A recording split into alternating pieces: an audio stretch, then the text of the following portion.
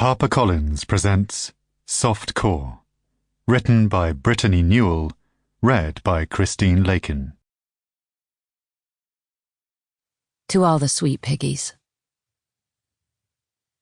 A body always moving between identities is as evasive as that of a saint, or of a masochist who is never where others expect her to be found. Carmen McKendrick, Failing Desire. I think now, after studying the history of sex, we should try to understand the history of friendship, or friendships. That history is very, very important.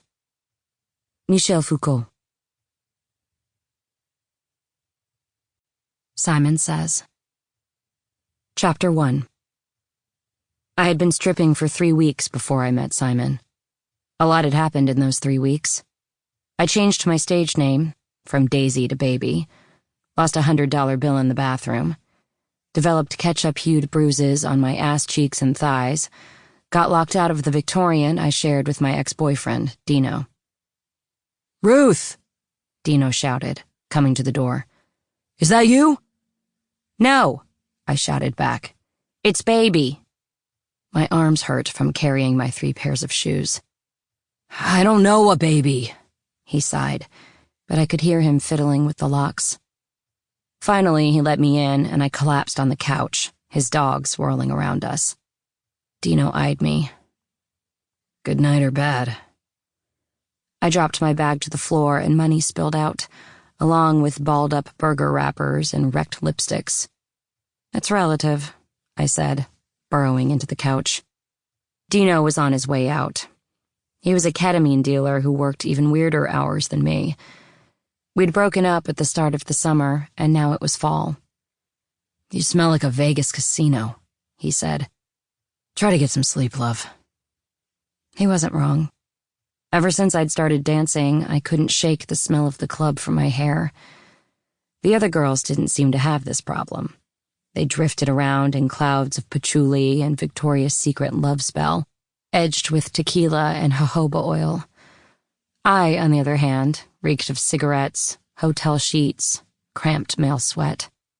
I smelled like an airport bar, the tang of the lonely with hours to kill. I smelled like someone's deadbeat dad. The only thing that half-masked the smell of the club was the smell of the French fries I ate in my car. Dancing made me ravenous. No one had warned me about that. They'd warned me about shitty dudes who try not to pay and the inconvenience of getting your period on stage, but not the radical, tectonic hunger I felt when the club closed at 3 a.m. Once I'd cashed out, I'd head straight to McDonald's. I paid all-in-ones and winked at the fidgety senior working the drive-thru. It would take me an hour or more to stop flirting with everyone, to stop being Baby and return to just me, Ruth in her clogs and thick socks. Ruth didn't flirt. Ruth was a chick with bad dreams and blisters, requesting extra pickles with her Happy Meal, regretting her master's degree.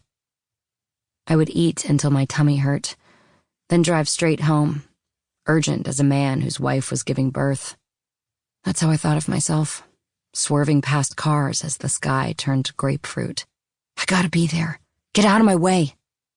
Though what I was so eager to return to is difficult to say. My life at that point, 27, semi-single, was hazy and bland. It felt loose, like favorite panties with the elastic stretched out. It was somehow both chaotic and boring, full of glitter and TV. I was either in a rush or staring at the ceiling, thinking of boys I used to kiss. Did they still remember me?